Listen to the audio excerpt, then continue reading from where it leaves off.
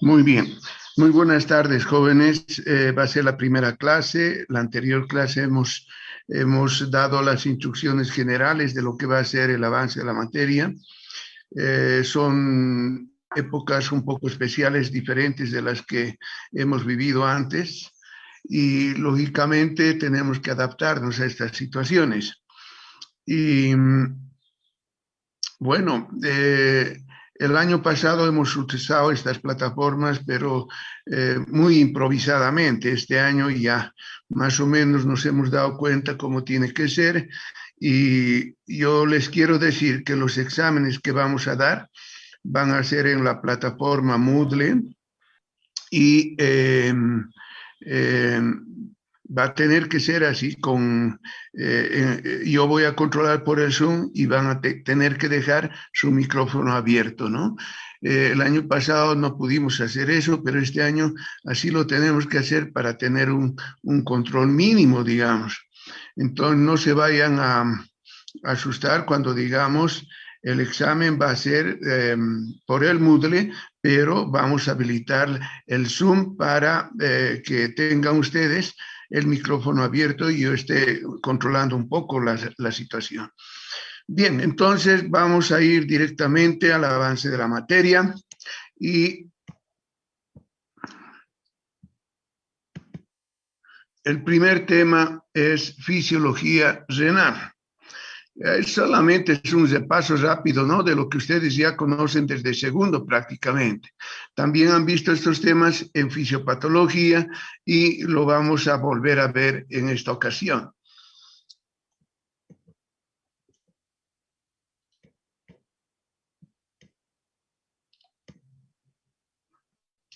Bien, fisiología renal, los objetivos es reafirmar los conceptos de la anatomía funcional del aparato urinario, es decir, ya no me tengo que olvidar la anatomía del aparato urinario, quiere decir esto, ¿no?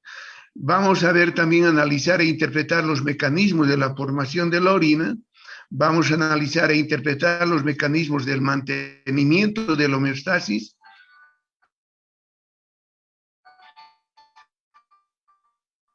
Y vamos a analizar y describir la función de los riñones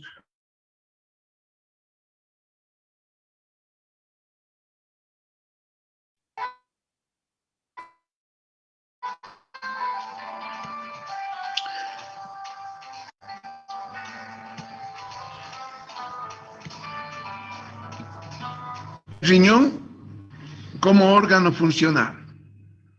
Tiene una función urinaria que formar la orina y otra función reguladora, pues vamos a ver muchas funciones, tanto la formación de orina como la función reguladora son funciones del riñón, pero conviene dividirlas así, ¿no?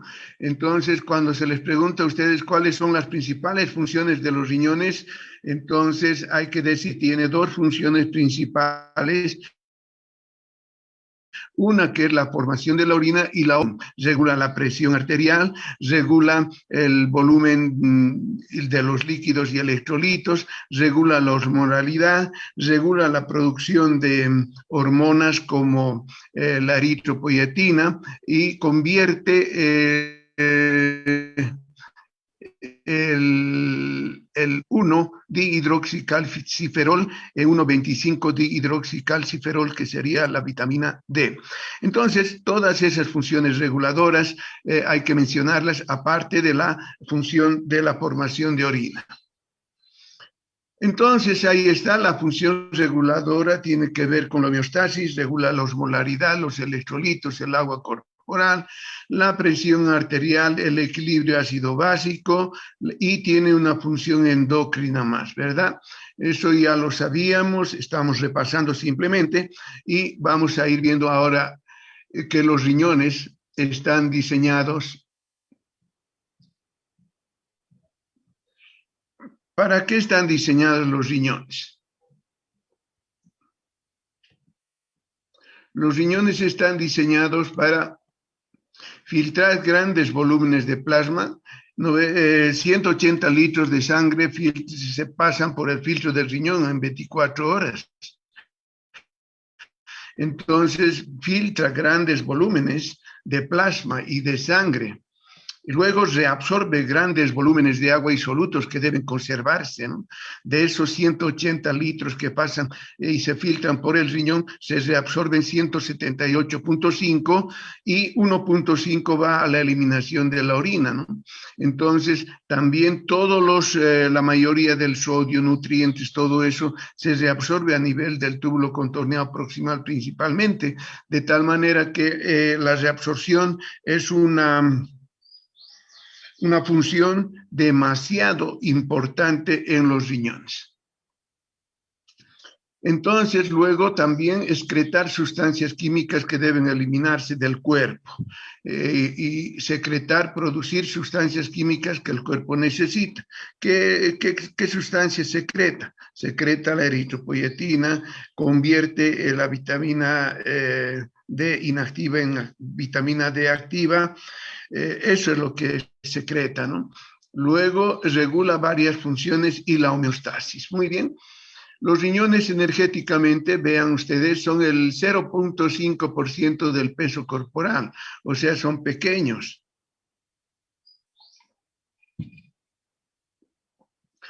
Consumen el 7% de la energía total del cuerpo, o sea, son bastante, como es un órgano pequeño con unas funciones muy grandes y especiales, necesita gasto de energía y es 7% de la energía total.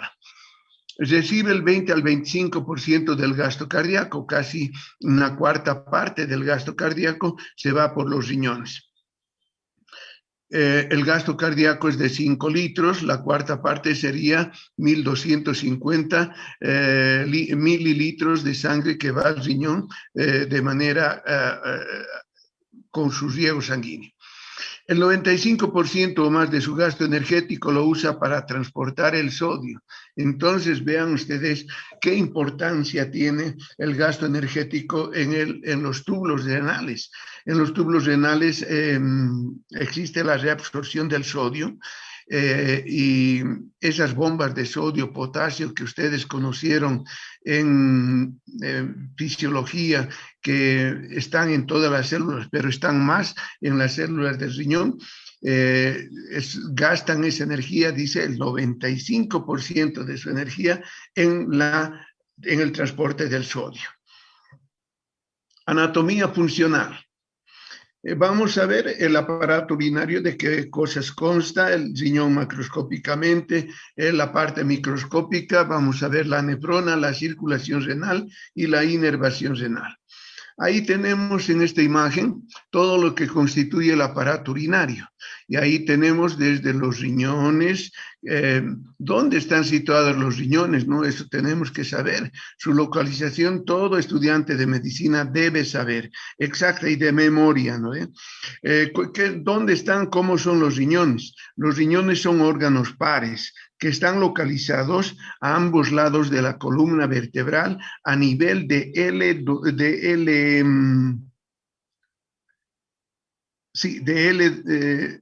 L2 hasta S1 más o menos.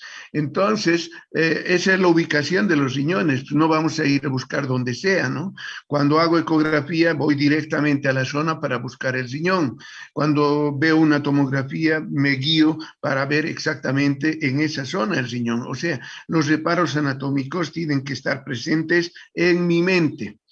Bien, entonces, esa es la localización. Tiene una cara convexa, una cara cóncava, un polo superior, un polo inferior, ¿no? Entonces, eso es lo que estamos viendo aquí. El ilio, por donde entran las arterias, salen las venas, ahí está. La arteria renal directamente de la arteria aorta. Luego tenemos el ureter que va descendiendo hasta llegar a la vejiga.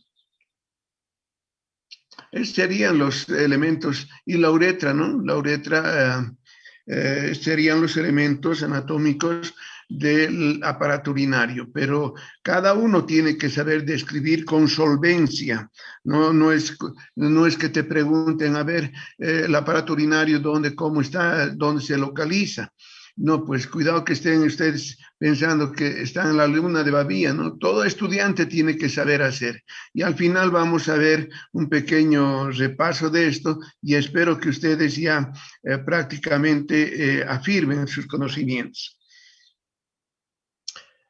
El riñón al corte longitudinal, se ve de esta manera. Se ven prácticamente dos porciones bien delimitadas. Esta parte externa, que sería la corteza, y esta parte interna, que sería todo esto la médula. Entonces, eso es lo que vemos el riñón al corte. Y aquí estamos viendo la arteria renal, las subdivisiones de la arteria renal, las arterias interlobulares, después vienen las arterias interlobulillares y finalmente las arteriolas, y así es como las arterias arcuatas, arteriolas, aferentes y eferentes.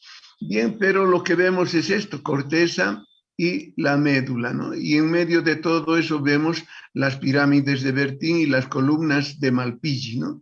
Entonces, esa sería la descripción general del riñón al corte longitudinal. La unidad anatómica de los riñones es la nefrona. Y una nefrona, como ven ustedes, está constituida, como lo vamos a ver. Una nefrona tiene una porción epitelial, una porción vascular y una porción endocrina. La nefrona está constituyendo prácticamente el 85% de las nefronas están en la corteza, y hay un grupo de nefronas que están entre la parte inferior de la corteza y la médula. A estas nefronas se les llama yuxtamedulares. Entonces, 85% de las nefronas en la corteza y 15% yuxtamedulares, que están en la parte inferior de la corteza hacia la médula. Y vamos a ver las características de cada una de estas nefronas, porque tienen diferencias. De todas maneras, aquí están las partes grandes de la nefrona. La nefrona tiene, allá estamos viendo, la arteriola aferente, el ovillo glomerular y la arteriola eferente. Están englobados por la cápsula de Bowman. Luego de la cápsula de Bowman tenemos todo este sector, que es el túbulo contorneado proximal. Luego tenemos el túbulo contorneado distal. Finalmente tenemos la porción delgada descendente del asa de Henle, la porción ascendente del asa de Henle, y aquí tenemos la porción gruesa del asa de Henle. Posteriormente tenemos el túbulo contorneado distal y luego tenemos el túbulo colector, que va a ir hacia la médula para depositar ya prácticamente el líquido que se va formando, que es la orina, depositar en la médula para que vayan acumulándose y bajando por las cálices hacia el uréter. Bien, entonces, eso es lo que vemos. Aquí tenemos la imagen de un glomérulo. Vean, todas las enfermedades del riñón, la mayoría se producen en el glomérulo. Por lo tanto, tengo que tener un conocimiento más profundo del glomérulo, ¿no? Por glomerulonefritis dicen, ¿no? Entonces, ahí está, el sitio de lesión es en el glomérulo. Tubulopatías en los túbulos, ¿no? Enfermedades intersticiales, dicen. Entonces, las enfermedades intersticiales son en el intersticio, entre la célula epitelial, la célula endotelial y el mesangio. Ese es el intersticio, y ahí es donde también se pueden producir algunas enfermedades, pero ahí lo tenemos. Tenemos que tener un conocimiento, como les digo, un poco más profundo de lo que es el glomérulo. Y ahí tenemos arteriola aferente, eferente. Esta es la aferente, es más gruesita siempre, y donde está el aparato yuxtaglomerular prácticamente, y aquí está la arteriola eferente. En medio de la arteriola eferente está esta parte del túbulo contorneado distal, y en esta parte el túbulo contorneado distal tiene dos tipos diferentes de células. Estas células son diferentes a estas otras células. Estas células diferentes aquí abajo constituyen la mácula densa. ¿Qué es la mácula densa? Es un sensor y que detecta las variaciones de volumen y la variación del sodio. Eso es lo que detecta esta mácula densa. Cuando hay una disminución del volumen significativo, inmediatamente la mácula densa pasa la información a las células yuxtaglomerulares para la producción de renina, y la renina en la circulación se va a ir a convertir en angiotensina 1 primero, luego en angiotensina 2, que es un potente vasoconstrictor arteriolar principalmente, y nos va a ir a producir una disminución de todas las arteriolas ahí en el glomérulo.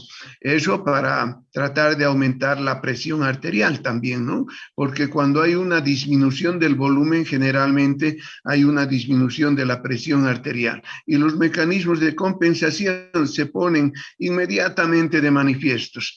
Mácula densa detecta la variación, la disminución de volumen, también de sodio, inmediatamente se pone en acción el mecanismo de la renina, angiotensina, aldosterona. Y eso en la intención de controlar la presión arterial, ¿no? Y retener los líquidos, de absorción de sodio, de agua, etcétera. Entonces, de eso se trata, ¿no? De conocer un poco más profundamente de lo que sabía antes. Ahora voy a ver.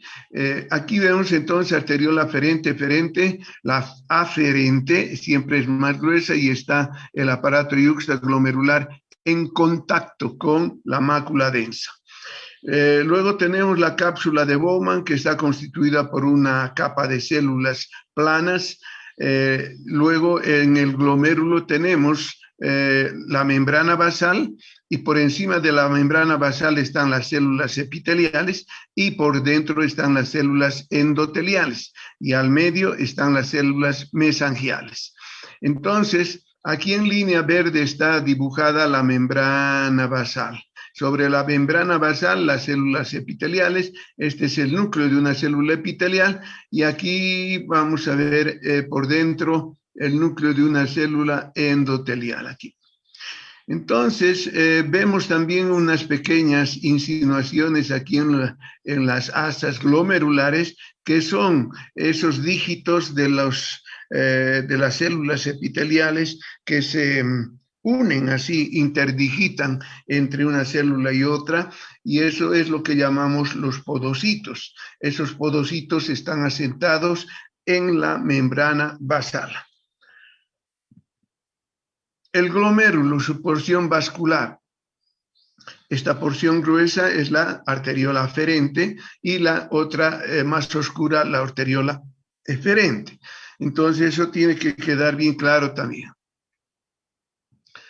Arteriola eferente y los capilares glomerulares propiamente dichos. El glomérulo, su porción epitelial, aquí lo vamos a ver con más detalle. Vean, en amarillo están las células endoteliales y son las células que tienen la fenestra, por ejemplo, ¿no? Esta fenestra, célula endotelial, y por encima tenemos las células epiteliales y están a manera, sus dígitos, sus podocitos están a manera de dedos asentados en la membrana basal, ¿no? Entonces, ¿cuáles son las partes del glomérulo? Célula endotelial, membrana basal y célula epitelial, endotelial. Entonces, ahí en el endotelio vean cómo cambia, ¿no? Desde aquí la arteriola aferente entra inmediatamente cuando ya está dentro de la cápsula de Bowman, el epitelio cambia. Hay un epitelio aquí de transición y aquí cambia por la capa fenestrada prácticamente, ¿no? Y es aquí por donde circula la sangre y donde se va a llevar a cabo ese proceso de filtración. Filtración. ¿Qué quiere decir filtración? se van a separar las cosas que sirven de las que no sirven. Y si en esa separación aquí en el glomérulo todavía hubiera cosas que sirvieran, entonces va a ir a la cápsula de Bowman, va a ir al túbulo contorneado proximal, y en el túbulo contorneado proximal, aquellas cosas que todavía sirven van a ser reabsorbidas, ¿no? En tres instancias todavía son reabsorbidas. A nivel del túbulo contorneado en el asa de Henle gruesa, también hay un proceso de reabsorción, y en el túbulo distal también hay otro proceso de reabsorción todavía. Entonces, pero la mayor parte de las sustancias y del agua y del sodio se reabsorben a nivel del túbulo contorneado proximal. Entonces, no hay que olvidarse de estas imágenes que son importantes. Aquí está la mácula densa, por ejemplo. Miren, este grupo de células es diferente a este otro grupo de células. Y este grupo de células diferentes que están en contacto con el aparato yuxaglomerular son las células de la mácula densa. Cuando capta la mácula densa disminución de volumen y variación, disminución del sodio también, entonces inmediatamente adyacentes a ella está el aparato yuxaglomerular, que va a inducir, va a mandar señales nerviosas para decir libera renina, pon en función tu mecanismo renina, angiotensina, aldosterona, porque la presión está baja. Inmediatamente, de manera rápida, porque estas acciones son muy rápidas prácticamente, ¿no? Si está con un volumen disminuido, puede ser por una hemorragia, por una deshidratación grave, cualquier cosa, por vómitos incoercibles, por diarrea profusa masiva, por cualquier causa puede bajar el volumen circulante del paciente, llega ahí a la mácula densa testea y dice, aquí hay baja de volumen, baja de sodio, y inmediatamente se pone en acción el mecanismo renina, angiotensina, aldosterona. Todo estudiante de medicina tiene que saber explicar el mecanismo de la renina, angiotensina, aldosterona. Tiene que saber. Ya estamos en cuarto. Desde segundo venimos repitiendo esto, y ya tenemos que saber describir con propiedad, con seguridad, quiero decir, todo este mecanismo en el control de la presión arterial y en la reabsorción de los líquidos y del sodio. Bien. Los túbulos renales. Ahí está el túbulo contorneado proximal, el asa de Henle, contorneado distal, el tubo colector. Ahí lo vemos, el glomérulo, el túbulo contorneado proximal, el asa de Henle con sus dos porciones, delgada descendente, delgada ascendente y gruesa ascendente. Túbulo distal y túbulo colector. Ahora, a nivel del túbulo contorneado proximal, las células son cilíndricas cúbicas con ribete en cepillo. Ese ribete en cepillo sirve para aumentar la superficie de absorción. No se olviden que en el túbulo contorneado proximal hay una gran reabsorción de agua y de algunos solutos como el sodio, bicarbonato, etcétera. Entonces, se encuentra en la corteza renal, se encuentra próxima al glomérulo, presenta células cúbicas altas con ribete en cepillo diseñadas para la reabsorción prácticamente. En el asa de Henle, en la porción delgada del asa de Henle, asa delgada o descendente, estamos viendo el asa propiamente dicha y el asa gruesa o ascendente. Se encuentra toda esta parte en la médula del riñón. Está revertida por células cúbicas muy bajas, muy delgadas, muy planas. La pared es delgada, diseñada especialmente para concentrar la orina. Ahí se concentra la orina. La parte gruesa es impermeable al agua, transporte activo de cloruro. Entonces, ahí están las partes y sus funciones importantes. Veremos el túbulo contorneado distal, se encuentra en la corteza renal, se encuentra distal al glomérulo renal, revestida por células epiteliales bajas sin ribete en cepillo. Por lo tanto, en este contorneado distal no se reabsorbe, pues porque las células epiteliales no tienen ribete en cepillo. Diseñada especialmente para excreción y algo de reabsorción. Então, já tomate para este. Cierren sus micrófonos, ¿ya? Túbulo colector.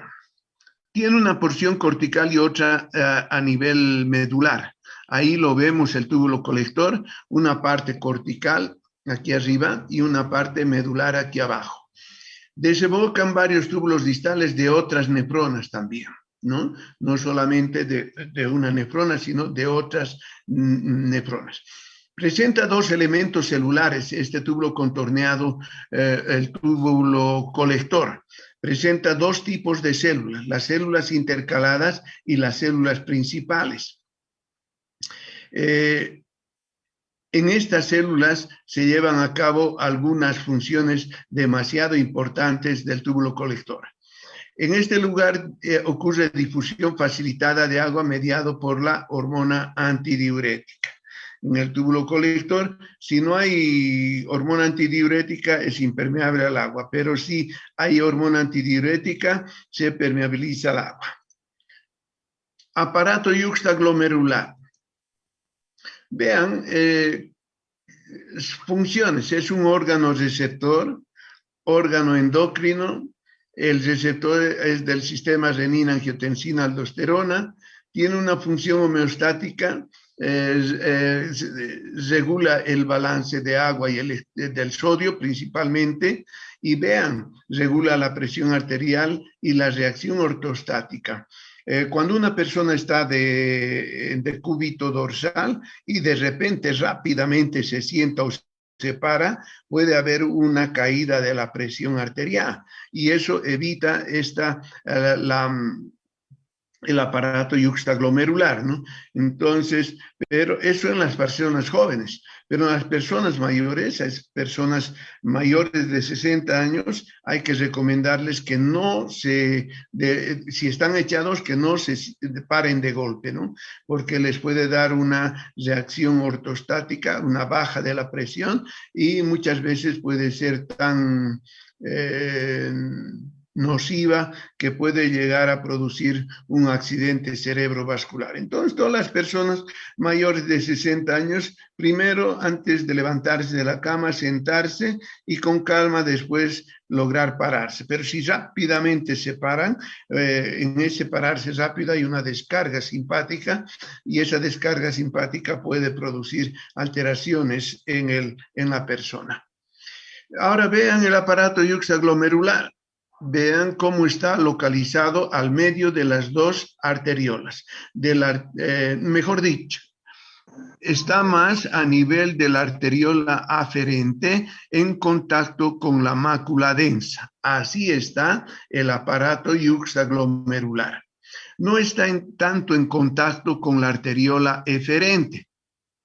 Está más con la arteriola aferente y con la mácula densa, con las células de la mácula densa.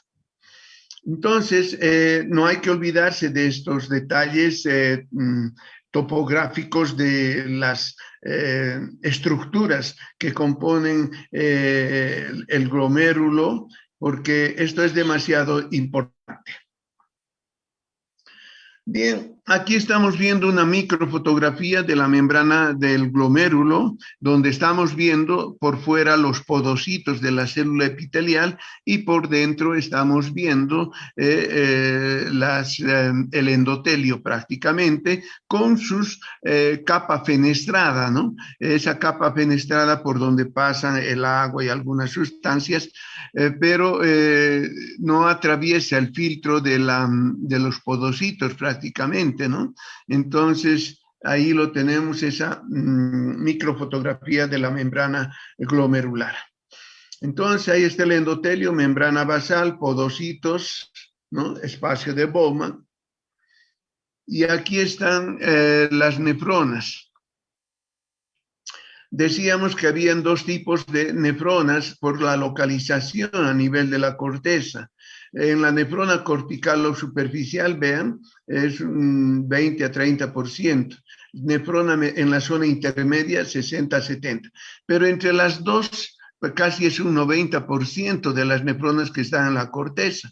Y en la nefrona yuxtamedular en un 10 a 15%, ¿no? Está en la línea entre la corteza y la médula prácticamente.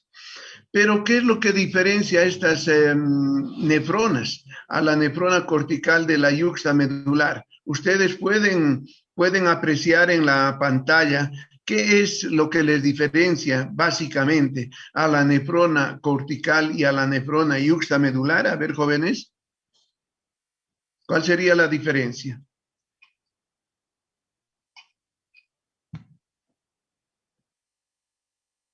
¿Aló? ¿Están ahí, jóvenes? Doctor, ¿podría ser que en la nefrona cortical se nota que solo va una vena y en la medular una vena y arteria, tal vez? No. Vean el dibujo, ¿no? Y de acuerdo a lo que ven el dibujo, tienen que explicar. Nada más que vean el dibujo. El asa Entonces, de Henle, doctor. a ver, El ¿cómo? asa de Henle de la nefrona Tamaño del yuxta asa de medular. Henle. Eso es lo que llama la atención, ¿no ve? El asa de Henle en la nefrona cortical es pequeña, pero en la nefrona yuxtamedular el asa de Henle es más larga. Y eso tiene una función, ¿no? Esa función de asa de Henle larga sirve para concentrar más la orina. Entonces, hay que recordar esas cosas prácticamente. Bien. Pero también hay que recordar que casi el 85 a 90% de las nefronas están en la corteza. Y eso, cuando hacemos ecografía, eso lo vemos ahí inmediatamente, ¿no? Entonces, y cuando no vemos claramente la manifestación de ese porcentaje de nefronas, tenemos que pensar en que esas nefronas ya no están existiendo, pues. Entonces, así sucede cuando dejan de funcionar, se fibrosan y ya no se ve tan clarito en la ecografía. Vamos a ver. Corteza y médula renal. La corteza, la porción más externa del parénquima renal, es isotónica respecto al plasma, recibe 88% del flujo plasmático sanguíneo renal. El flujo sanguíneo es rápido y de alta presión en la corteza renal. Vean ustedes, y en la médula dice porción más interna del parénquima renal es hipertónica respecto al plasma, recibe 12% del flujo sanguíneo renal y el flujo sanguíneo es lento y de baja presión. Entonces, el flujo sanguíneo en la nefrona cortical es alto y de alta presión. En el sistema, en la médula, es el flujo sanguíneo lento y de baja presión.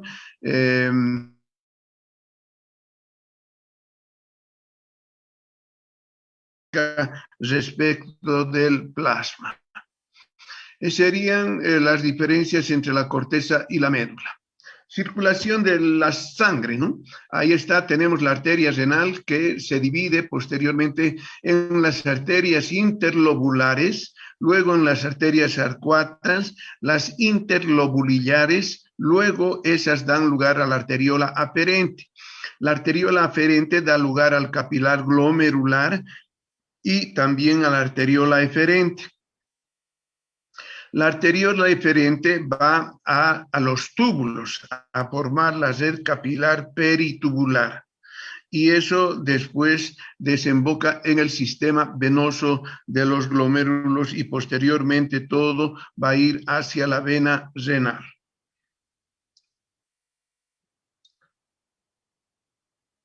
La circulación renal tiene 3 microcirculaciones.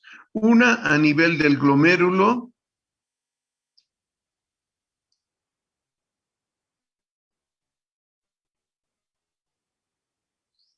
ahí está, una a nivel del glomérulo, 2 a nivel de la capilares peritubulares corticales y otro capilares peritubulares medulares.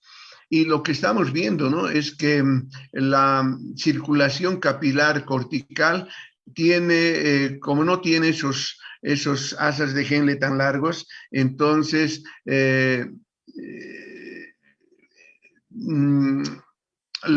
los capilares sanguíneos no son muy abundantes. En cambio, en los peritubulares del yuxtamedulares, la irrigación es bastante fuerte, ¿no?, más grande. Entonces tiene esos tres lugares de microcirculación: capilares peritubulares corticales, microcirculación de los capilares glomerulares y en los capilares peritubulares medulares. La inervación del riñón, terminaciones simpáticas beta 1, son vasomotoras y secretoras. Terminaciones dopaminérgicas, receptores, presorreceptores y quimiorreceptores. Esos son la inervación del riñón a través de terminaciones simpáticas, terminaciones dopaminérgicas y receptores, presorreceptores y quimiorreceptores. Bien, entonces veremos ahora las principales funciones de los riñones. Decíamos que tenía dos funciones principales. Una era la de formar la orina y la otra de regulador. ¿Qué cosas regula? Regula la presión arterial, regula el equilibrio ácido básico, tiene la regulación endocrina también, control de la hemostasia, regula la osmolaridad plasmática, regula la concentración de electrocitos y regula también los líquidos del cuerpo, ¿no? Entonces, ningún estudiante de medicina ya en cuarto año de la facultad debería ignorar las principales funciones del los riñones. De memoria hay que saber. No es difícil, jóvenes, lo que falta es dedicarle, pues, ¿no? La gente se asusta. Ay, dice que es así. No. Hay que dedicarle tiempo y estudio y nada es difícil, definitivamente. Y además, como tú quieres ser médico, tienes que entusiasmarte, pues, por estudiar, no por copiar. Cuando llegan a cuarto, todos, ¿sabes? Se desequilibran. Quieren pasar como sea de curso y ahí están en problemas. Y lo peor va a ser cuando salgas médico. Eso va a ser lo peor. Mira, esta mañana yo estaba leyendo en el WhatsApp de los docentes de la UTO y ahí decían, ¿no? Hay que hacer los ajustes necesarios en la formación de los jóvenes porque si no, el resultado va a ser desastroso cuando vayan a la vida ya profesional. Entonces, no se entusiasmen mucho con copiar, jóvenes, estudien, les va a ir mal si es que ustedes no se dedican a estudiar. La vida les va a cobrar porque no te gradúas cuando haces un acto, te gradúas cuando entras en acción. Como médico, ¿no? Y como médico ya la gente no va a decir un ratito, a ver, consultaré a mis amigos, no va a decir pues eso, tienes que actuar independientemente. Bien, la formación de la orina. La formación de la orina implica tres procesos dentro de la nefrona: la filtración, la reabsorción y la secreción. Aquí está la excreción, pero antes de la excreción tiene que ser la secreción tubular. Entonces, como producto de esta filtración, reabsorción y secreción, se forma la orina, que posteriormente va a ser eliminada y esa eliminación se llama excreción. Aquí le falta la secreción tubular. Bien, entonces hay determinadas acciones en esto que lo hemos visto desde segundo también, la formación de la orina. La filtración glomerular es el paso de fluidos y solutos a través del filtro glomerular. La sangre llega al glomérulo, así como estaba circulando a nivel de la arteria renal o en la arteria sistémica. Ahí tiene que filtrarse prácticamente. Y la filtración significa retener aquellas cosas que sirven y en lo posible tratar de eliminar aquello que no sirve. Es un transporte pasivo a favor de un gradiente hidrostático, dice. Material que se filtra la sangre. Lugar del proceso, filtro glomerular. Filtrado resultante, ultrafiltrado. Ultrafiltrado, componente de sangre, células y proteínas.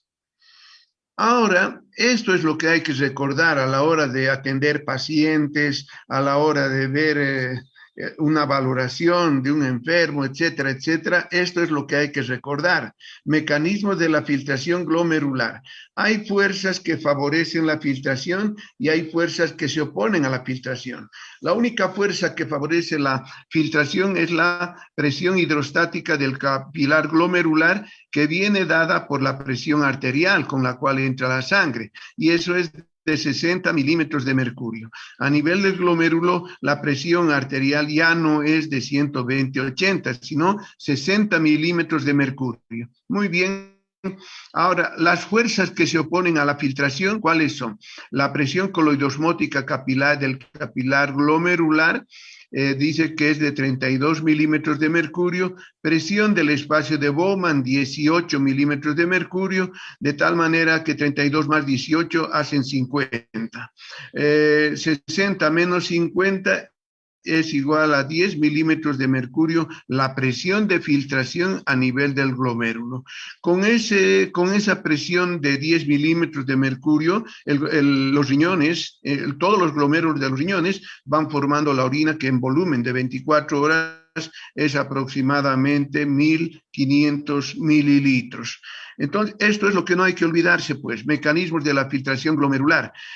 Si no tomas cuenta de esto, te olvidas y después no puedes, cuando tratas de así de pensar qué es lo que está pasando en el riñón con este enfermo. Si te has olvidado esto, no puedes, pues.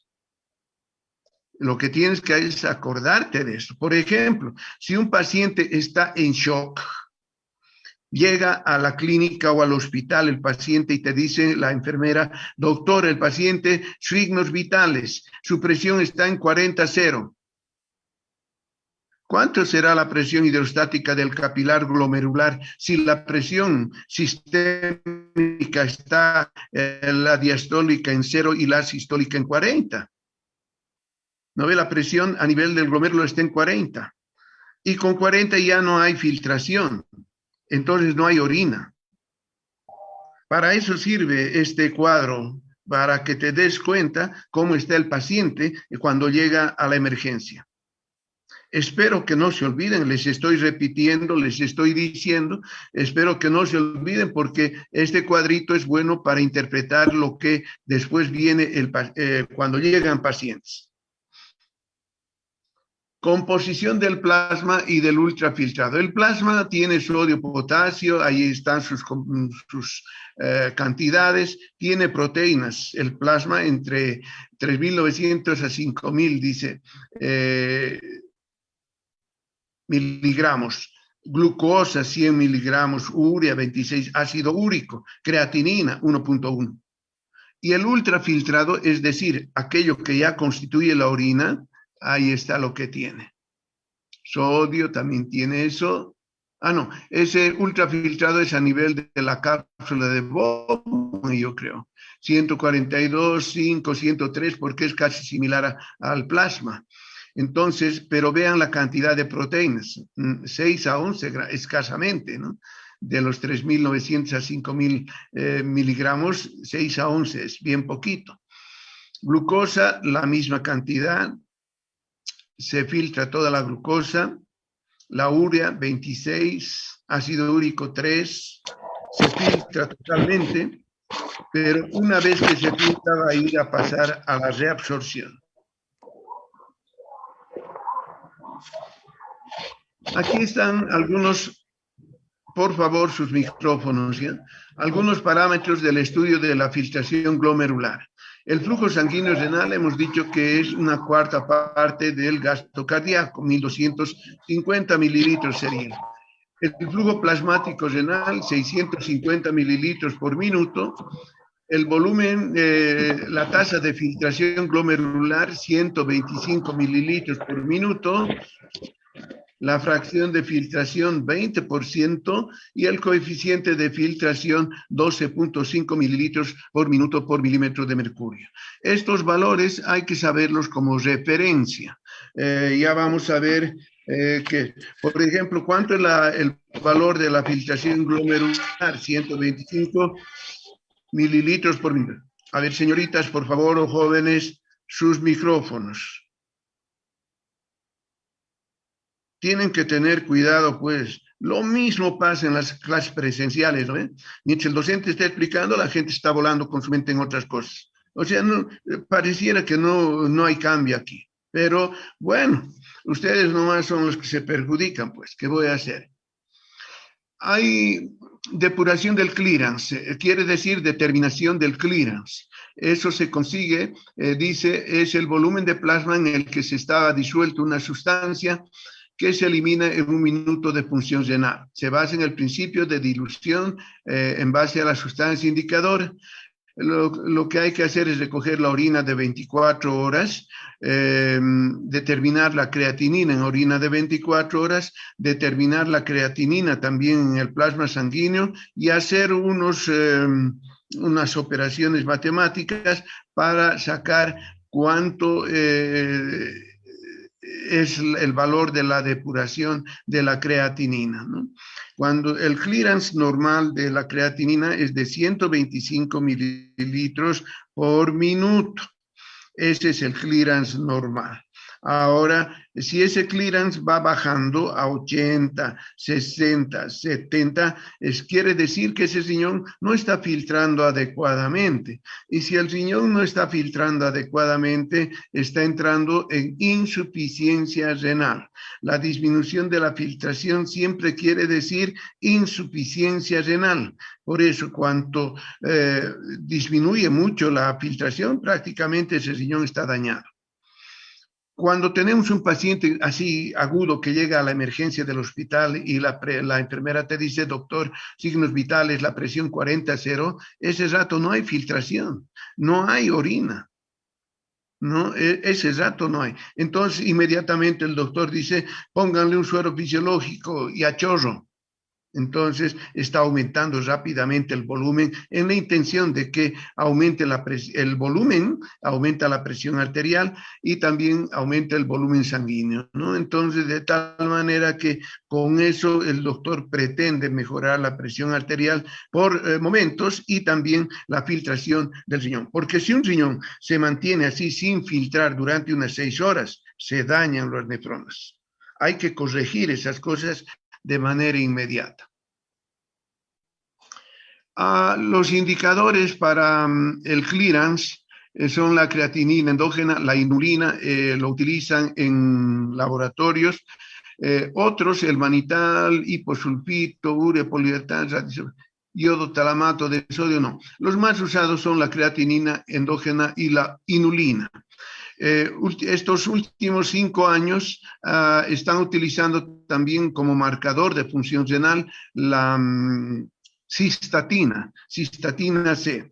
La cistatina C en su eliminación es más estable que inclusive la creatinina y en muchas partes del mundo ya están utilizando como un marcador de función renal la cistatina C. Bolivia todavía no creo que ni en 10 años se empiece a utilizar porque tan desorganizados somos en el sistema sanitario, los gobiernos no entienden que hay que tener un orden en medicina, ellos creen que es atender en la calle, en post sanitario, no es así la medicina.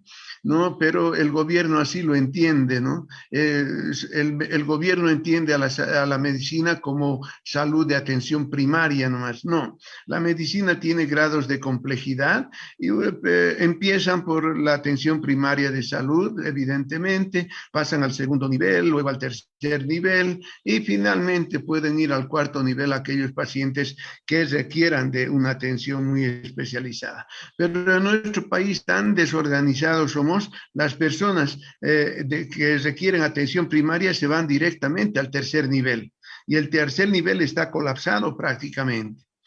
Pero en otros países donde hay mayor disciplina o la disciplina es impuesta prácticamente a la fuerza, entonces en esos casos no, la gente va nomás donde le corresponde. Si es primer nivel, si es segundo nivel, segundo nivel. Pero si es que, digamos, la gente va del primero al tercero, le devuelven al primero. tiene que ir primero al primer nivel, luego al segundo y después al tercero. Tal vez parece burocrático, ¿no? Pero eso nos ahorraría tiempo, recursos y también nos ahorraría la utilización de nuestro tercer nivel de una manera más adecuada. Entonces, así estamos. El valor normal de la creatinina endógena, y lo tienen ustedes, dice 103 y 97 en la mujer.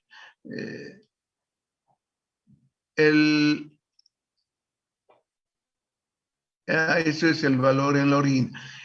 Miren, aquí ya está sacado el clearance por metro cuadrado de superficie. En el hombre dice 1,73 m a 119. Cuando no tomamos la superficie es prácticamente 125 mililitros por minuto, pero aquí están tomando la superficie corporal y es un poco menos, como ven, 87 a 119. En la mujer, 87 a 107 mililitros por minuto por metro cuadrado de superficie corporal. Valor normal del clearance cuando se hace con inulina es más exacto, dicen la inulina, pero no es muy práctico para el uso clínico.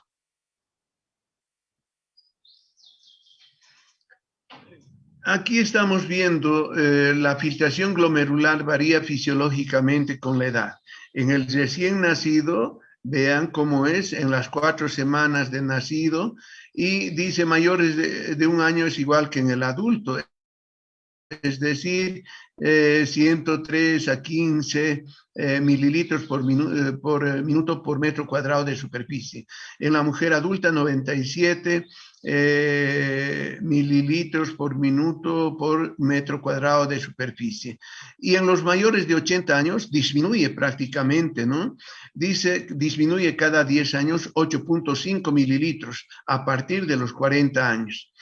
Entonces, una persona de 60, 70 años ya no va a hacer su clearance como de 125 mililitros por minuto o de 90 mililitros por minuto por metro cuadrado de superficie corporal. Va a ser mucho menos. Entonces, eso hay que considerar en las personas mayores, porque las personas mayores han perdido masa muscular y esa pérdida de masa muscular hace que tengan menores cantidades de creatinina. Bien, aquí en este cuadrito que estamos viendo la curva de eliminación del clearance de creatinina. Y aquí lo que me dice este cuadro es lo siguiente. Aquí abajo está la filtración glomerular y aquí está la creatinina del plasma. Y vean, a medida que va aumentando la creatinina del plasma, la filtración glomerular va disminuyendo. Lo normal es de 120 mililitros por minuto, eso es lo normal, pero para una creatinina de 1. Una creatinina de 2, aquí por ejemplo, la filtración glomerular es la mitad, ¿no? Entonces, ¿qué quiere decir eso? Que a pequeños aumentos de creatinina hay grandes reducciones de la filtración glomerular. ¿Qué significado eso tiene en la nefrología? Un significado de gravedad, porque si pierde el paciente 50% de su capacidad de filtración, prácticamente está con una insuficiencia renal. Frecuentemente los pacientes que vienen al consultorio dicen estoy mal de los riñones. Bueno, les hacemos el examen físico, clínico y les pedimos ecografía y también les pedimos el clearance. Y de repente vienen con un clearance de 60. Y dicen, bueno, le decimos tu riñón está mal.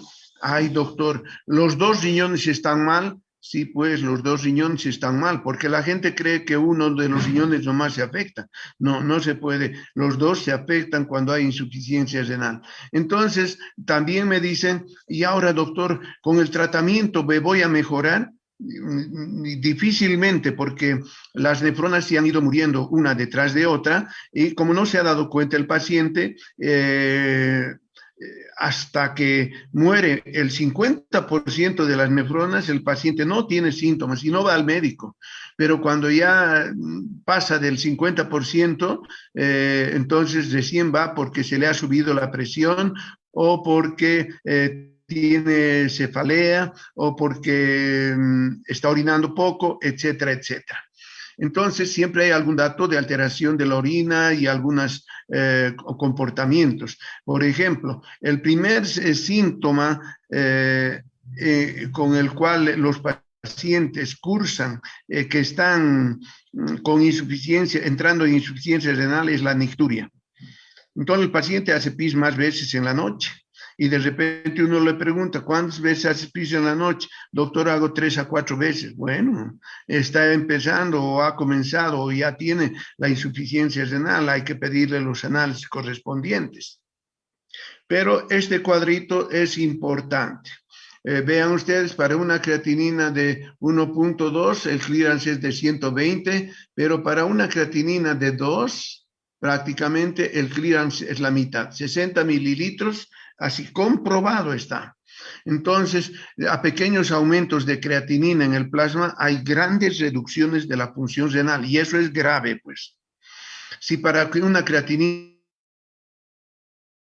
de 2, mi filtración glomerular es de 60, ya está perdido y no lo voy a poder recuperar. Entonces, ahí es que el paciente entra en pánico y tú le tienes que ir avisando toda la verdad a tu paciente. No, vamos a ver. Esto también. Aquí vamos a ver esto. Velocidad de filtración glomerular, 125 mililitros por minuto, 180 litros por día, 7.500 mililitros por hora. Y luego tenemos que pasa líquido al glomérulo, llega, ¿no? 180 litros al día.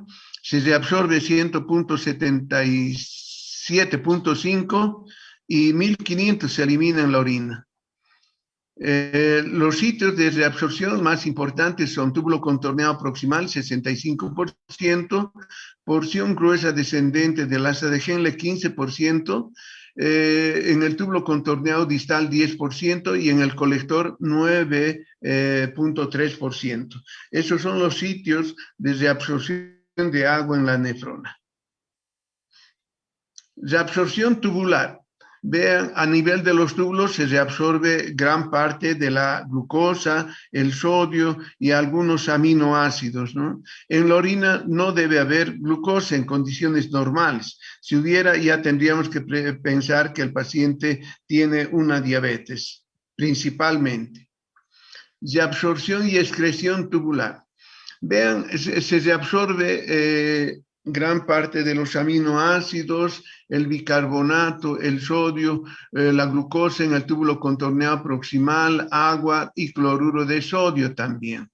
Luego, otro proceso de reabsorción es a nivel, la porción gruesa del asa de Henle y en el túbulo contorneado distal, ¿no? Hay todavía un proceso de reabsorción. Pero en el túbulo colector ya es la permeabilidad depende de la hormona antidiurética y así sería esta parte de la nefrona. Transporte máximo. Es la máxima cantidad de sustancia que puede ser transportada, reabsorbida o excreta a través de los túbulos renales en una unidad de tiempo. Dice, se utiliza para detectar la capacidad de transporte de una sustancia que tiene la célula tubular, transporte activo. Lo más usado es el transporte de la glucosa, cuyo transporte máximo es de 320 miligramos por decilitro. Cuando llega a esta capacidad de transporte máximo, hay un umbral de secreción ya por el riñón. Aparece la glucosa en la orina. Antes de eso, digamos que su transporte máximo esté en 200, no hay glucosa en la orina, pero sí hay el transporte máximo 200, 320 o más, la glucosa en orina ya se manifiesta. El sistema renina-angiotensina-aldosterona, ustedes tienen que saberlo de memoria, porque es básico eso que un estudiante de medicina tenga que saber. La eritropoyetina, el estímulo principal para la eritropoyetina es la hipoxia, el órgano blanco, la médula ósea, en la médula ósea, las células blancas, las unidades formadoras de colonias de eritrocitos, el efecto estimula la eritropoiesis. Pero aquí viene la situación. Esto es en un riñón normal, pero un riñón que ya no tiene nefronas. Entonces, la hipoxia ya no va, si bien puede hacer su efecto en el órgano blanco, pero ya no va a haber, pues, la secreción de eritropoyetina, porque la eritropoyetina se secreta a nivel de las células yuxtaglomerulares, la mayor parte. Entonces, si a ese nivel ya no hay las nefronas, entonces ya no hay eritropoyetina. El paciente que tiene enfermedad renal crónica tiene anemia crónica también, ¿no? Y no responde a la administración de fierro o vitamina B12, ácido fólico, no responde, pues, porque la que hace responder es la eritropoyetina.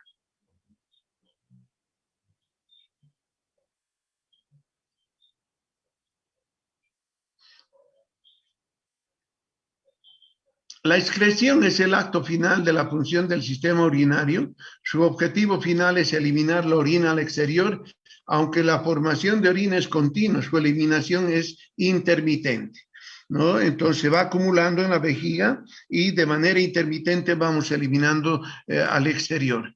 Está controlada por el sistema nervioso autónomo y el simpático, principalmente. Proporciona calidad de vida al ser humano, es un proceso a través del cual la vejiga urinaria se vacía cuando se encuentra llena, posee dos pasos: llenado progresivo y desencadenamiento de un reflejo nervioso denominado reflejo miccional. Aparato urinario: el riñón es productor de orina, tiene el sistema colector, conducto excretor, las cálices, la pelvis renal, los ureteres, la vejiga urinaria, la uretra termina en el esfínter externo, inervación de la vejiga a través de los nervios pelvianos, luego los nervios pudendos y los nervios hipogástricos. La orina fluye pasivamente de los túbulos colectores a las cálices. Presiones de 6 a 10 milímetros ponen la orina dentro del ureter.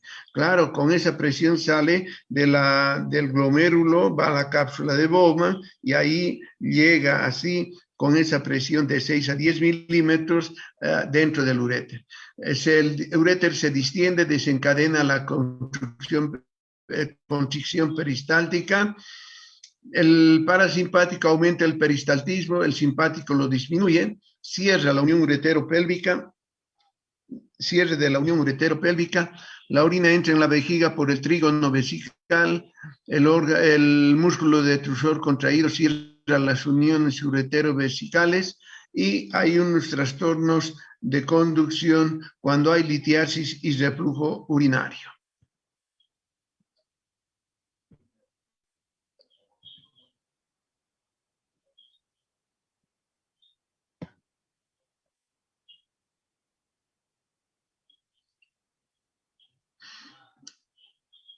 Cuando la vejiga está vacía, tiene 0 centímetros de agua. Hasta 300 a 400 hay un aumento progresivo de la presión y a partir de 300 a 400 hay un incremento rápido con poco volumen. Con 400 mililitros se activan los receptores de estiramiento, deseos de orinar y la capacidad vesical máxima, doble volumen, sensación de dolor, ondas de micción pasajeras. Bueno, así es como se va llenando y cómo se va desencadenando el reflejo de la micción.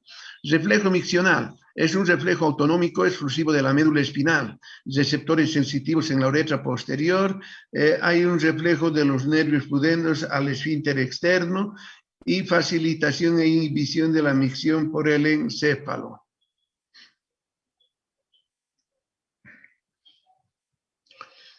Hay una contracción voluntaria de los músculos abdominales que aumenta la presión de la vejiga urinaria, desencadena los reflejos y la fisiopatología. Enuresis, la falta de control miccional después de los 3 años. Hay niños que no logran controlar los esfínteres después de los 3 años y, bueno, pues padecen mucho porque los papás generalmente no son comprensivos con sus hijos. Esa falta de control es por falta de desarrollo o madurez de algunos centros que controlan la diuresis en el encéfalo. Nuestros abuelos tenían un sentido común muy bien desarrollado. Ellos no tenían los conocimientos de la ciencia médica, pero sí sabían tratar estas enuresis. ¿Cómo hacían nuestros abuelos? Los niños que se orinaban en la cama era siempre un problema. Entonces, ¿qué es lo que hacían ellos? Hacían calentar un ladrillo caliente, ¿no? Y luego le decían al niño o a la niña que orine sobre el ladrillo caliente. Al contacto del orín con el ladrillo salía un chas, chas, y ese chas, chas, hacía que en la mente del niño o la niña se genere una situación de control prácticamente. Y después de unos 7 días de hacer ese ejercicio, los niños podían controlar prácticamente la enuresis. Hoy en día van al psicólogo, van al urólogo, les dan, ¿no? La mejor receta es la de los abuelos. Vejiga tónica, daño de las fibras. Esto se produce por lesiones en la médula espinal. Vejiga automática, reflejo miccional no controlado, y vejiga neurogénica no inhibida por impulsos incontrolables. Muy bien, entonces hemos llegado hasta aquí y no sé si tienen algunas preguntas, podemos ir respondiendo las preguntas. Pero lo que les quiero decir es que esto es una situación general, un repaso de la fisiología del riñón, y la próxima vez vamos a ver un poco de la semiología del riñón, que ustedes también deben saber, y posteriormente vamos a ver el examen de orina, porque un estudiante tiene que saber interpretar en 4º curso un examen de orina adecuadamente. ¿Algunas preguntas que tengan, jóvenes?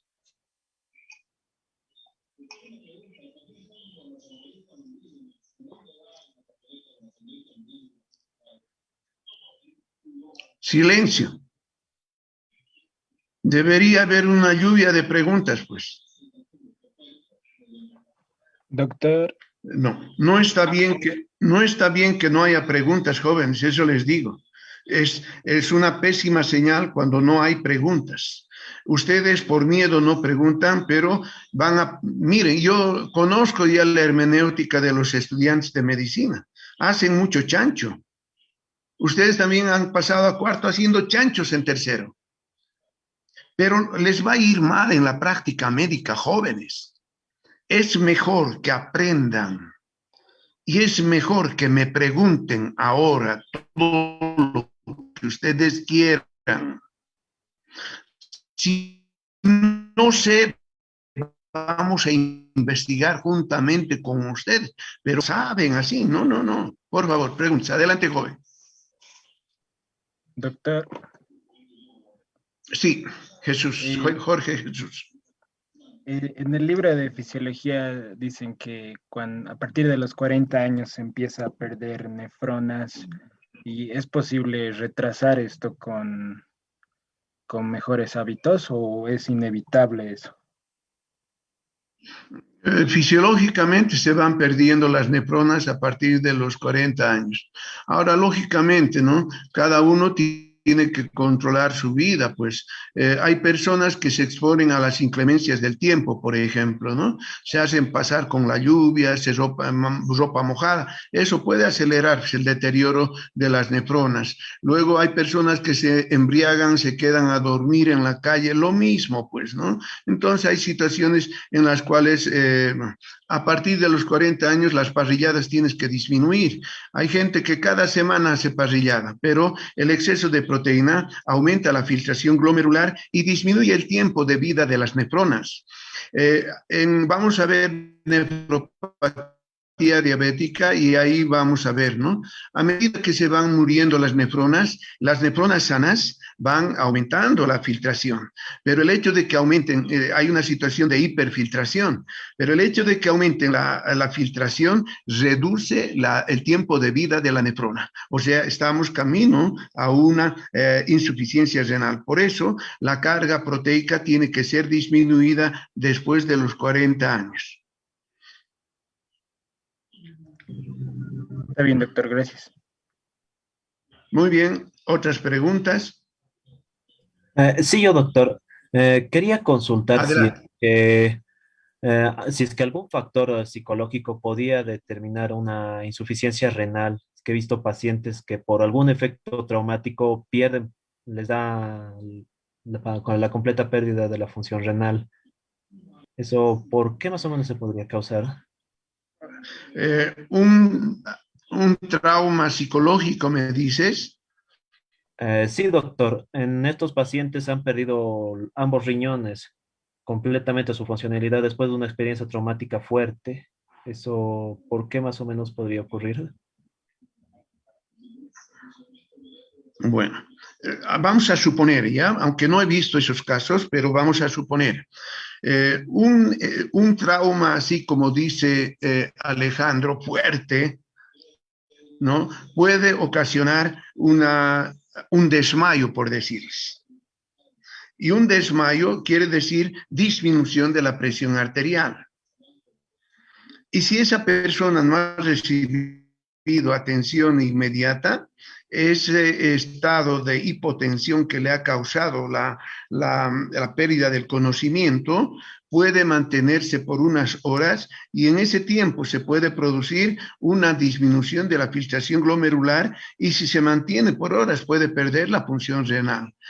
Aunque no he visto ese tipo de casos, pero podríamos imaginar que se podría producir de esa manera. Gracias, doctor. Adelante. Otra pregunta, si es que hay. Doctor, con respecto a lo que nos ha hablado de los indicadores, nos ha hablado de una última que es de la cistatina C. ¿Nos puede ampliar un poquito más eso? Y si este es mejor Sí. indicador que los otros dos. Sí, vamos a ver este indicador de la cistatina C cuando veamos insuficiencia renal aguda, ¿no? Porque es un marcador de renal muy preciso prácticamente.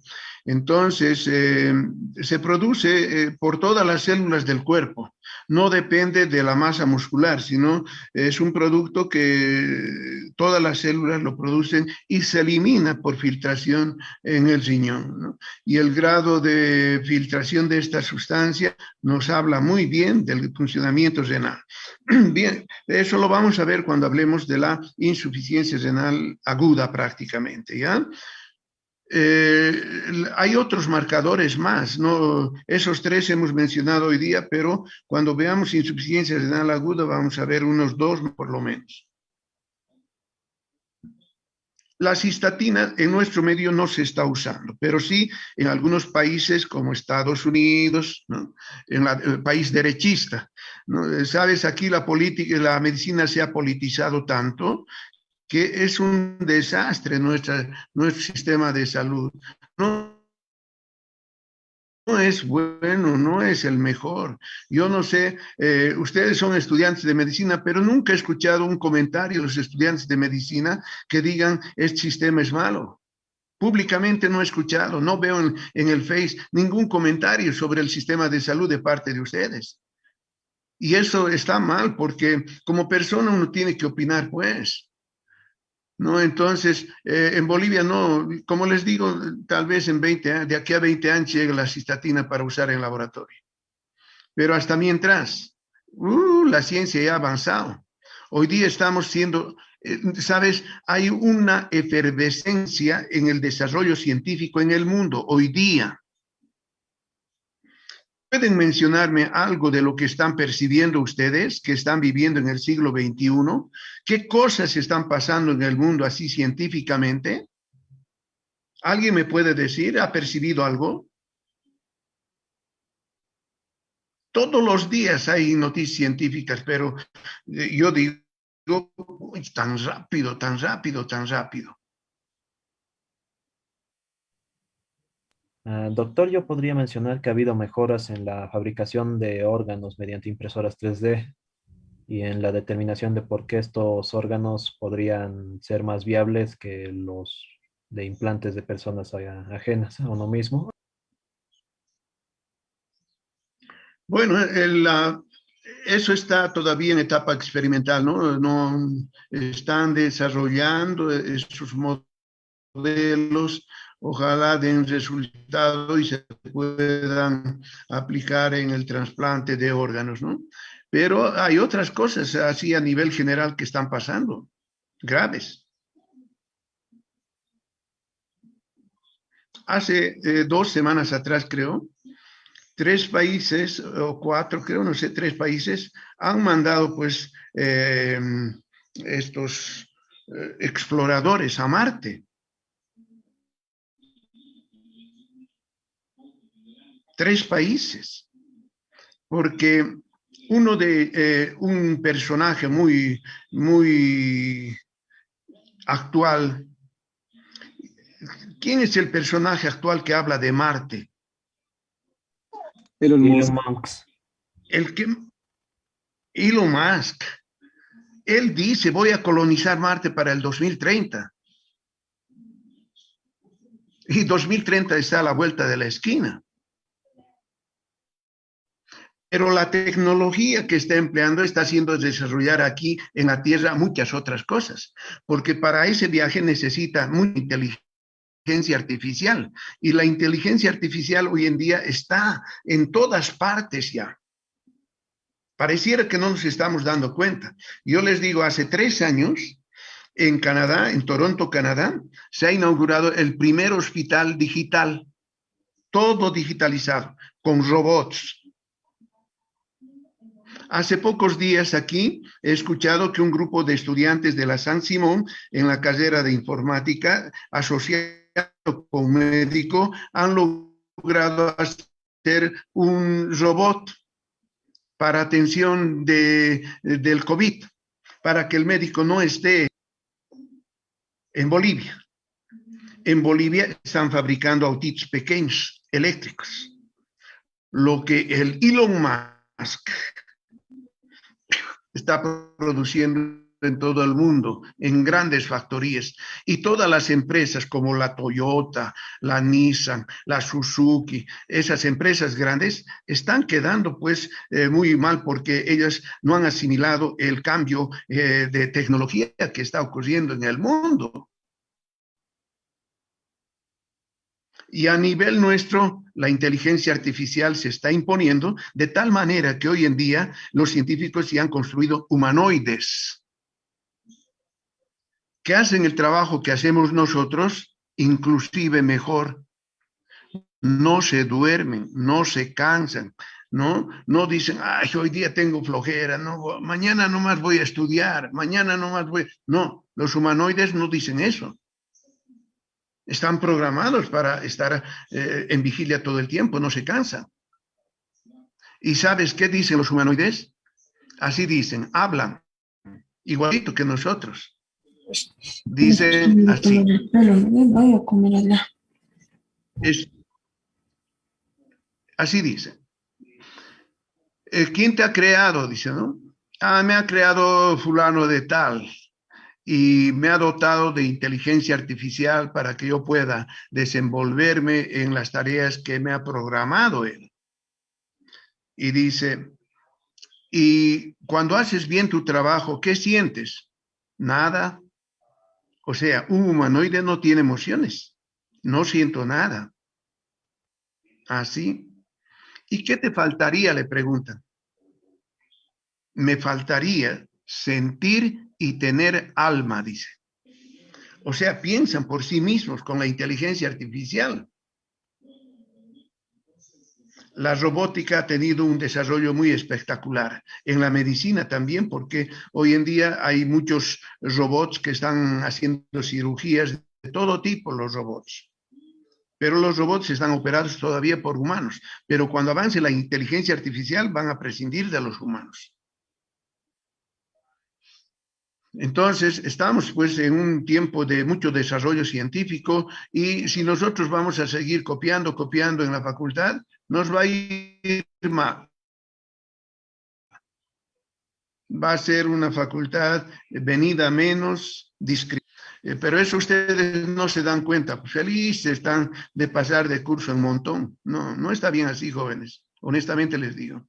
La vida les va a cobrar van a pagar muy caro cuando estén en la vida profesional. Yo conozco a muchos profesores, muchos médicos que han salido médicos, pero no han ejercido la profesión. ¿Por qué? Porque no se han sentido capaces de ejercer. Han ido a ejercer, pero se han vuelto, porque no tenían los conocimientos, la competencia necesaria. Y eso yo creo que en nuestra facultad va a pasar, lamentablemente, porque yo veo lo que pasa y me da una tristeza muy grande. Eso se los digo a ustedes confidencialmente, ¿no? Bueno, ¿hay alguna otra pregunta? Elon Musk, que está revolucionando el mundo, ¿no? Es uno de los científicos más grandes de este siglo XXI. Y es uno de los hombres más ricos del mundo. ¿Pero con qué se ha hecho rico? Con su mente.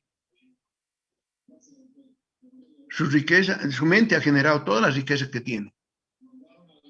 Y la mente nuestra genera ¿qué? En época de exámenes, copiar. Cuando debería estar generando otras circunstancias. Espero que este año no nos ocurra eso.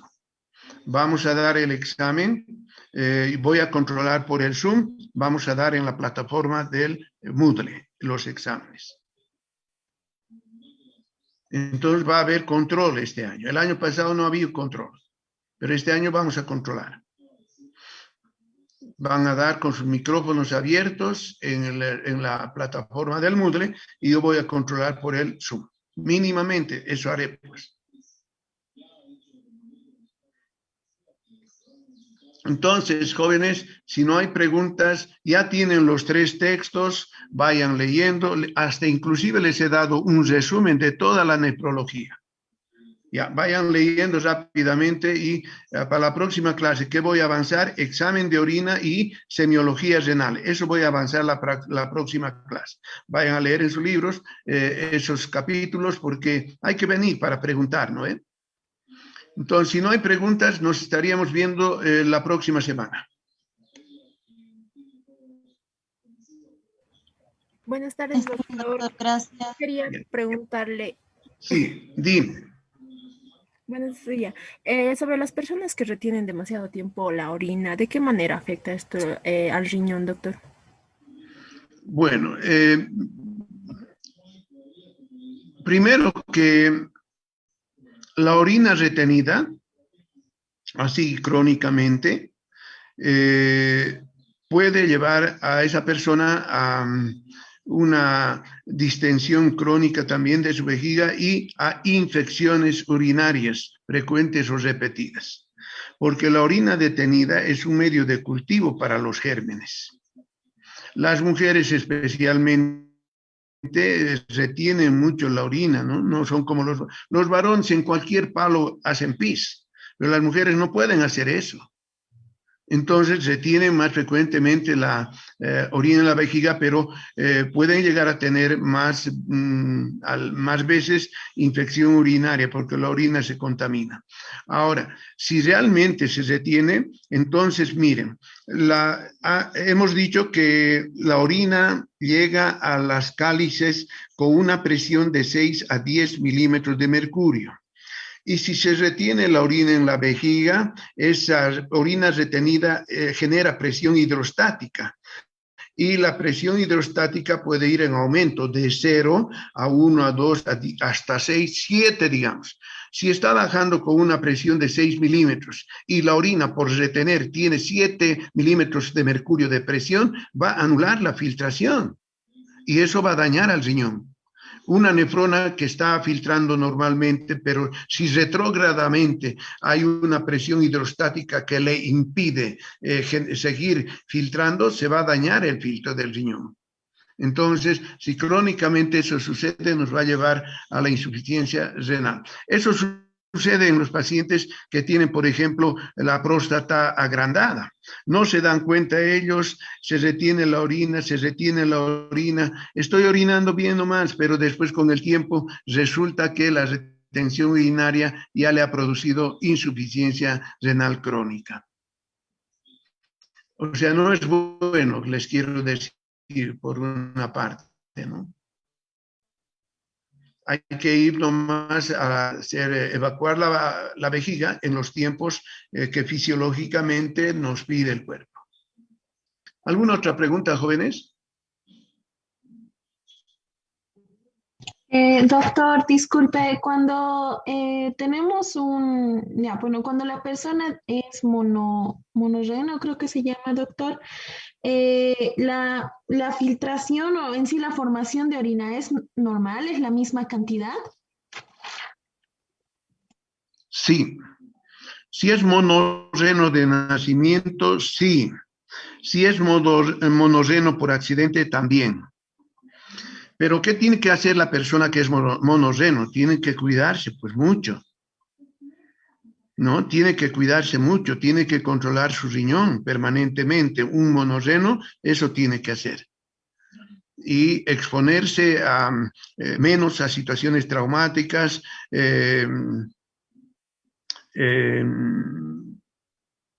a deportes muy exigentes, no puede hacer, ¿no?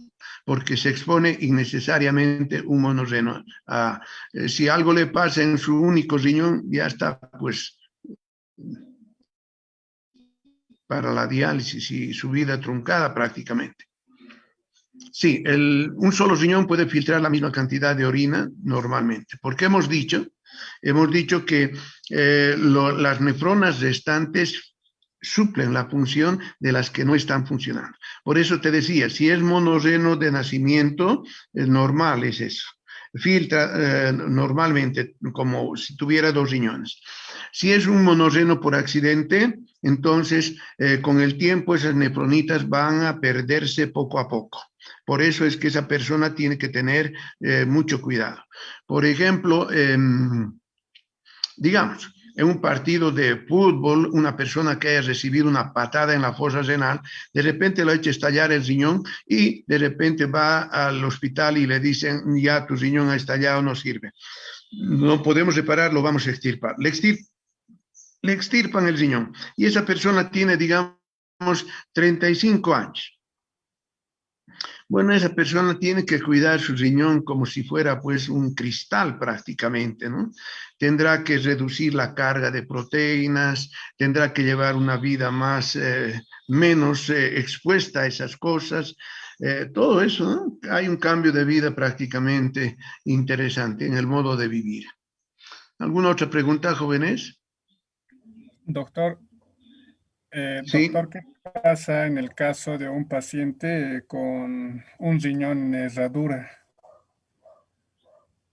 El paciente con riñón en herradura se considera también como monorreno, ¿no? Así como monorreno se considera.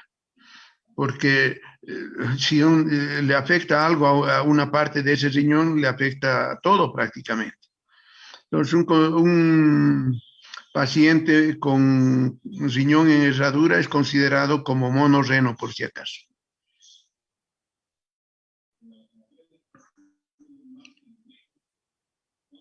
¿Alguna otra pregunta más, jóvenes? Está bien, sigan nomás preguntando.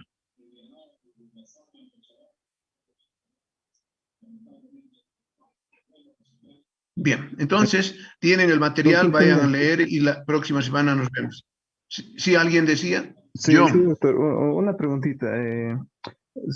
A un paciente, o una paciente, perdón, con un microriñón del lado izquierdo, ¿eso podría ser genético? A ver, lo que me quieres decir es que tiene un riñón normal y el otro lado hipoplásico, Sí, sí, sí, exacto. Doctor. ¿Sí? Sí, sí. Exacto. Eso. Entonces, jóvenes, primero les voy a ir recomendando, ¿no?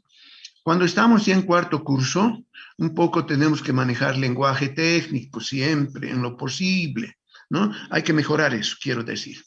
Entonces me dices una persona que tiene un riñón normal y el otro que no se ha desarrollado, y eso se llama hipoplasia en medicina. Entonces, no hay problema, es como un monorreno solamente, como monorreno. Ah, por ejemplo, vamos a suponer que una persona tiene una pielonefritis bastante acentuada en uno de los riñones. Muy mal está ese riñón por la pielonefritis. Va al médico, el nefrólogo le dice, está muy mal tu riñón, entonces te voy a derivar donde el urólogo le dice. El otro riñón todavía está conservado, pero este está mal. Va donde el urólogo y el urólogo estudia y le dice, hay que extirpar este riñón porque está muy mal y le va a afectar al otro. En ese caso hay que hacer caso siempre al que conoce. A veces la gente dice, no, hágame tratamiento nomás. No, pues si le hace tratamiento nomás, la enfermedad va a pasar al otro lado y va a arruinar los dos riñones. Generalmente la enfermedad arruina los dos riñones, afecta a los dos riñones. La gente viene con la esperanza de que un riñón nomás esté afectado, pero no es así. Pero por alguna situación, como les digo, ¿no? Un absceso renal izquierdo o derecho, digamos, está muy afectado, pues no va a poder resolverse clínicamente. Hay que extirpar quirúrgicamente y la persona que pierde un riñón se queda con un riñón y se convierte en monorreno. ¿Alguna otra pregunta? Y doctor, un paciente con agenesia renal, ¿cómo funciona su Gracias. filtración y la formación de orina, doctor? ¿Su pronóstico de la persona cómo sería? Primero, con agenesia renal, así si nace con agenesia renal no vive, se muere.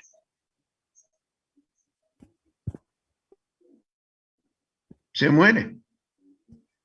Ah, ya, gracias. Porque los riñones tienen que formar orina, regular todo, pero como no tiene, entonces se muere, definitivamente.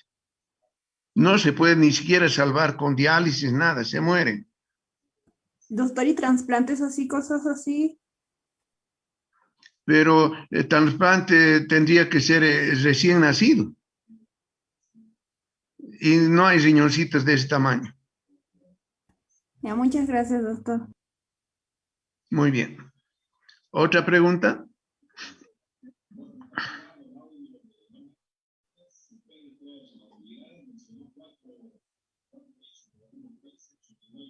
Muy bien, si no hay preguntas, entonces estaríamos cerrando la sesión. ¿Ya?